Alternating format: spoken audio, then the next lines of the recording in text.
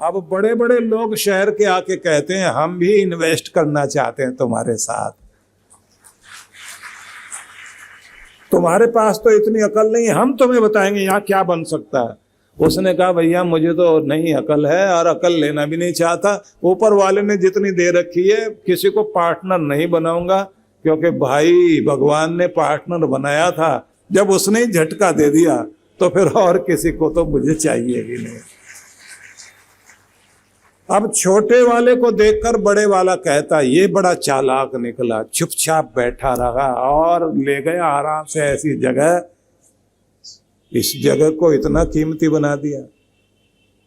छोटे भाई ने कहा कि किस्मत गड्ढे वाली जमीन दे, दिमाग में गड्ढा मत रखना, कर्म करना, हर चीज तुम्हारे लिए सौभाग्य बन सकती है। तरीका बदलो, इरादा नहीं बदलो। आगे जाने का, कमाने का इरादा है मन में, तरीके बदल दीजिए। पता नहीं भगवान क्या देना चाहता है, कहां ले जाकर खड़ा करना चाहता है।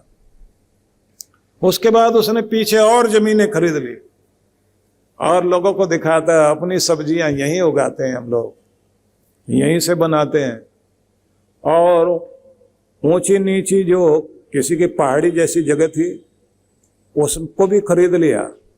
खरीदने के बाद वहां ड्रिप इरिगेशन, जो ये पतले पतले तार से होते हैं ना, जिससे पानी ऊपर पंप से जाता है, एक एक बूंद झाड़ी में पानी गिरेगा। बोगनवेलिया वगैरह इतनी सारी चीजें उसने रंग बिरंगी लगाई। दूर से देखने में लगे पूरी पहाड़ी अलग अलग फूलों से सजी हुई है, उसके बीच में कुछ कॉटेज वगैरह बना दिए। वहां चढ़ के लोग जाएं अमीर घराने के, वैसे तो होटल का कमरा 5,000 का, उसका 15,000 ले वो। लोग कहें इसको अक्ल कहां से आई? देता है ना ऊपर वाला, उस पर भरोसा करो, सब कुछ देगा आपको। सुबुद्धि मांगना, सुबह उठकर सुबुद्धि मांगना। आपने सुना है कि वो बच्ची बहुत रोई थी सुबह सुबह, भाई ने खेलते खेलते उसके एक कीमती शॉल में स्याही डाल दी और उसी को पहनकर उसने उस दिन अपने स्कूल में जाना था जहां एक परफॉर्मेंस देनी थी उसको। रोती भी बोली अब मैं स्कूल जाऊंगी कैसे, मुझे स्कूल से निकाल दिया जाएगा, सारे कार्यक्रम में तो मुझे ही लीड करना है और ड्रेस यही है। दादी माँ बोली बेटा इस धब्बे को देखकर रो नहीं, यही तुम्हारे लिए सबसे सुंदर बनेगा, तुम लाओ अपना शॉल मेरी तरफ। और बैठ गई कढ़ाई वाली चीजें लेकर, उस दाग पर सुंदर फूल बना दिया रंग बिरंगा और कहा अब पहन कर जा।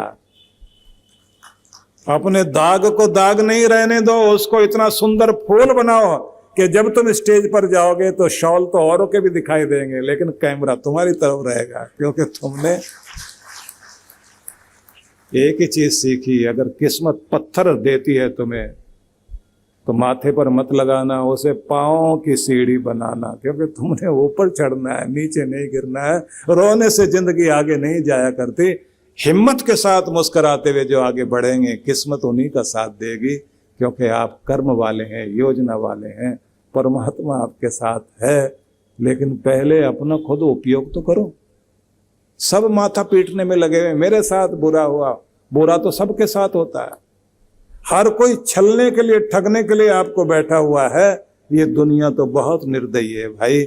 इस निर्दयी दुनिया में आपको अपनी बुद्धि से जीना है, क्योंकि परमात्मा ने हर एक को सुरक्षा के साधन दिए।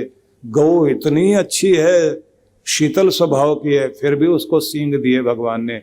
चींटी इतनी कमजोर है, फिर भी उसको एक चिकोटी काटने की चिमटी दी भगवान ने कि खुद को बचाना है। सांप को फन दिया उसने, शेर को पंजा दिया, हर किसी को कुछ न कुछ बचने के लिए दिया। इंसान को कहा तेरे पास कोई हथियार नहीं, बस तेरा दिमाग ही तेरा हथियार है, यही तेरा कवच है, यही तेरी रक्षा करने वाली चीज है और यही तुझे आगे ले जाने वाली चीज है। इसलिए इस पर बड़ों का हाथ रहे, बुद्धि सुबुद्धि रहे, तुम्हारी बुद्धि गलत रास्ते पर ना जाए।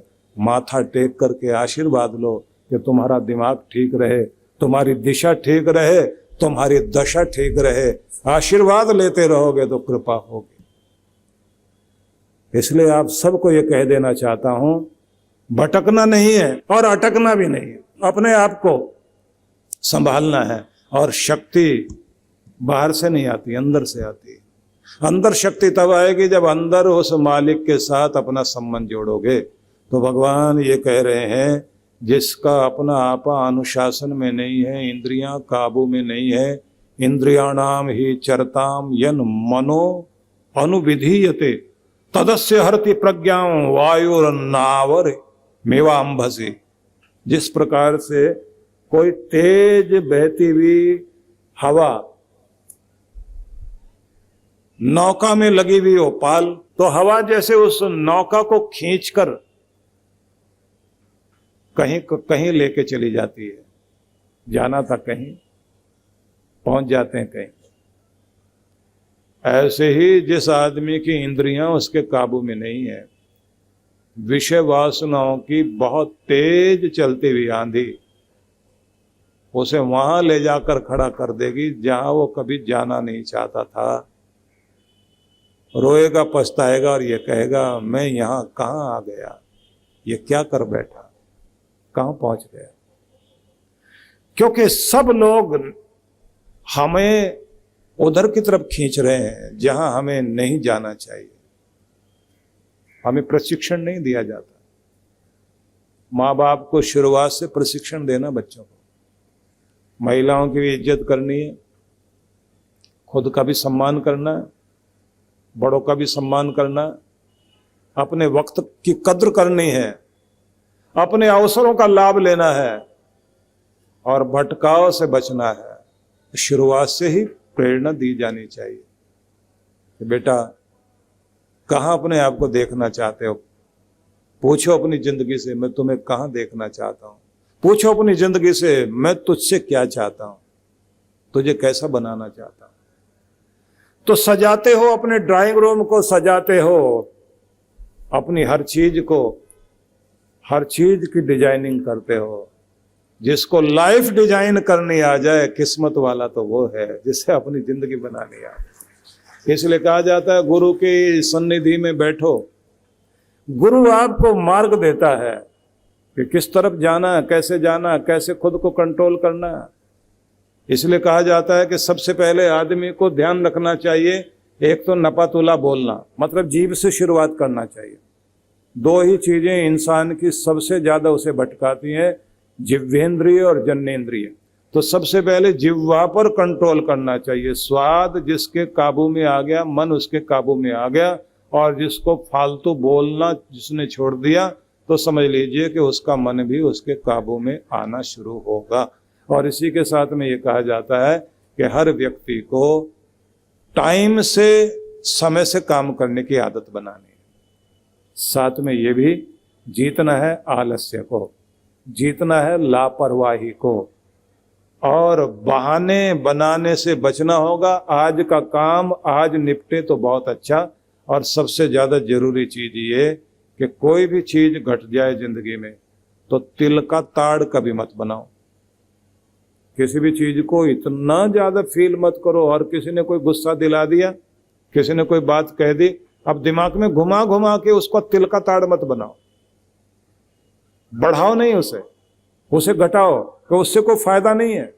हो गया, बोल दिया किसी ने तो बोल दिया, आगे बढ़ो, आगे जाना है। जिंदगी को जहां ले जाना है वहां लेकर जाइए, क्योंकि इन छोटी बातों में उलझे रह गए जीवन आगे नहीं जाएगा। और एक बात याद रख लीजिए, जिससे अपने रिश्तों की कद्र है तो उसे एक बात तो ध्यान रखनी पड़ेगी, एक दूसरे को बर्दाश्त करना पड़ेगा, एक दूसरे के साथ तालमेल मिलाना पड़ेगा, एडजस्टमेंट अपनानी पड़ेगी, अंडरस्टैंडिंग लानी पड़ेगी, ईगो प्रॉब्लम हटानी पड़ेगी, एक दूसरे के साथ एक होकर चलना पड़ेगा। दुनिया जीत लोगे आप, पूरी दुनिया आपके कदमों में आ जाएगी। नहीं बर्दाश्त कर पाओगे तो सब रिश्ते ज्यादा देर तक नहीं टिकेंगे। पूरा तो कोई नहीं दुनिया में, संपूर्ण कोई भी नहीं है। कमी तो हर जिंदगी में है, क्योंकि वो मालिक, वो परमात्मा सबको बहुत कुछ देगा, सब कुछ तो नहीं देगा, ये याद रख लेना। सबके पास बहुत कुछ चीजें हो सकती हैं, सब कुछ किसी के पास नहीं है। किसी के पास धन है, सेहत नहीं, किसी के पास सेहत भी है, धन भी है, लेकिन उसके घर में प्रेम प्यार नहीं है, कलह कलेश है। किसी के पास ये भी सब चीजें हैं, लेकिन उसके साथ काम करने वाले लोग वफादार नहीं है। बहुत तरह की कमियां हो सकती हैं जिंदगी में, और जो जिंदगी की कमी होती है बस वही रुलाती है। ध्यान तो वहीं जाता है बार बार, ये होता तो कितना अच्छा होता, वो चीज मेरी जिंदगी में होती तो मैं कितना खुश होता। कोई ना कोई कमी रहेगी, जो कमी है उस पर ध्यान अगर दिया तो जिंदगी में दुख आएगा, और जो कुछ जीवन में है उस पर ध्यान देकर आप धन्यवाद करोगे तो जीवन धन्य होता जाएगा, खुशहाल होता जाएगा। और हंसते हंसाते रहने की आदत बनाओ, मुस्कुराते रहने की आदत बनाओ। हाँ, किसी पर हंसना नहीं। बहुत अच्छा लगता है जब हम लोग बाहर जाते हैं ना विदेश में, तो वहाँ के जो बच्चे हैं उनको हिंदी तो आती नहीं है, इंग्लिश में ही बोलते हैं, लेकिन उनको माँ बाप लिख के देते हैं हिंदी। वो रोमन लिपि जो होती है ना, उसमें जो है वो हिंदी को इंग्लिश में ही लिख लेते हैं, बोलते अलग तरह से। अब जाएंगे तो उन्हीं से वेलकम कराते हैं, तो वो कागज लेके पढ़ रहे होते हैं, आप हमरा घर में आया, हम धनिया हुआ, धन्य हुआ को हम धनिया हुआ, आप भी यहाँ आके धनिया हुआ। तो हम लोग उनको देख के कहते हैं नहीं, आप धनिया हुआ तो हम जीरा हुआ। हंस लेते हैं, बैठते हैं। और फिर उनको भेजा जाता है कि महाराज जी के लिए कुछ लेके जाओ, तो पास में लेके जलेबी लेके आए। वहाँ जलेबी बहुत महत्वपूर्ण चीज होती है, अगर किसी को बनानी आ गई, वो सब आते हैं उस डिश को, स्वीट डिश है तो सब खाएंगे, वो लेके आएंगे, स्वामी जी जलेबा खाएगी? हाँ खाएगी। जलेबा अच्छा लगा? अब हम लोग हंस तो नहीं सकते, खुश होते हैं, लेकिन उनको बैठाते हैं और कहते हैं बहुत अच्छा कर रहे हो, हिंदी बोलनी आई, खुश रहते हो। बहुत अच्छे लोग हैं, मुस्कुराते रहते हैं, खुश रहते हैं। अनजाने आदमी को भी सुबह एकदम देखकर गुड मॉर्निंग करेंगे, एक दूसरे से बात करने की कोशिश करते हैं। हम लोगों ने इतनी मनुष्यत अपने अंदर ओढ़ रखी है, एक दूसरे को देख के मुस्कुराते नहीं, और जिससे मतलब होता है उसके पास जाके झूठ मूठ में हे करते हुए उनके पीछे घूम रहे होते हैं। सही में हंसी नहीं है, खुशी नहीं है जिंदगी के अंदर। निवेदन करना चाहता हूं, एक तो गुनगुनाना सीखिए, मुस्कुराना सीखिए, प्रसन्न रहना, खिले रहना सीखिए, और अपना आपा खुद के नियंत्रण में रखो। अपने आपे को अपने वश में रखो। भगवान कहते हैं कि तुम्हारी इंद्रियां अगर तुम्हारे काबू में हैं तो ये तुम्हें सम्मान दिलाएंगी, नहीं तो भटक सकते हो। आगे उन्होंने कहा तस्माद् यस्य महाबाहो निगृहीतानि सर्वशः इंद्रियाणि इंद्रियार्थेभ्यस्तस्य प्रज्ञा प्रतिष्ठिता। जिसने अपनी इंद्रियों को अपने वश में कर लिया और जिसकी इंद्रियां सब विषयों की तरफ कैसे भी कोई आकर्षण सामने हो, वो आकर्षण उनको खींच ना पाए, तो मानना चाहिए इस व्यक्ति की बुद्धि स्थिर बुद्धि है, इसको कोई दुनिया में विचलित नहीं कर सकता। तो देखिए, कोई मान दे या अपमान दे, जिंदगी में ये सब चीजें घटेंगी। कोई सभी लोग आपको मान देंगे ऐसा तो नहीं, बल्कि होगा ये कि बहुत सम्मानित आदमी को अपमान का डर बना ही रहेगा, और स्वरूप सुंदर सुदर्शन व्यक्तित्व वाले को, सौंदर्य से परिपूर्ण व्यक्ति को कुरूपता का डर बना ही रहेगा।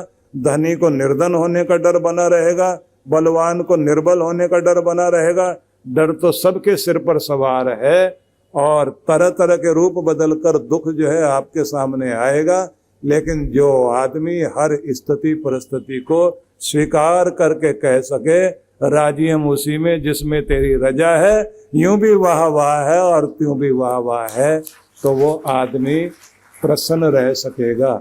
जिस हाल में तू रखे जो तुध भावे, साईं भलीकार, तू सदा सलामत निरंकार। मेरे प्यारे प्रभु, जो तुझे पसंद हो उसी को मैं भी स्वीकार करता हूँ। तो उसकी राजी में राजामंद रहना सीख जाएं। और एक निवेदन सबसे करना चाहता हूं, कुछ भी हो, जैसे सारे पेड़ पौधे दुनिया के सूरज की तरफ मुंह करके खड़े रहते हैं, क्योंकि वहां से उनको ऊर्जा मिलती है। तो सूरज मुख हैं सभी पेड़ पौधे, उनके पत्तियां भी उधर की तरफ मुंह किए हुए हैं, वहां से उनको ऊर्जा मिल रही है, प्रेरणा मिल रही है, विकसित हो रहे हैं, बढ़ रहे हैं। तो ऐसे ही प्रत्येक व्यक्ति को भी सूरजमुख नहीं गुरुमुख होना है। जब आप गुरुमुख होते हैं, आपका ध्यान अपने गुरु की तरफ लगा रहता है, तो ये ध्यान रखिए आपके अंदर हर दिन प्रेरणा आती रहती है, आप फलते फूलते रहते हैं, विकसित होते रहते हैं, आपका दिमाग खुला रहता है। तो जीवन में उनका संग कीजिए जिनके संग का रंग जीवन में आते ही आप खिलने शुरू हो जाएं। तो गुरुजनों के साथ मन जोड़ें। और गुरु आपको क्या सिखाते हैं? सबसे पहले कहेंगे अनुशासन सीखिए, सुव्यवस्था सीखिए, ठीक प्रबंधन सीखिए। साथ में ये भी कहेंगे कि आप कीमती हो, अपने आप को कीमती बनाए रखना है। तो कीमती बनाए रखने के लिए सदगुरु आपको बहुत सारे सूत्र देते हैं।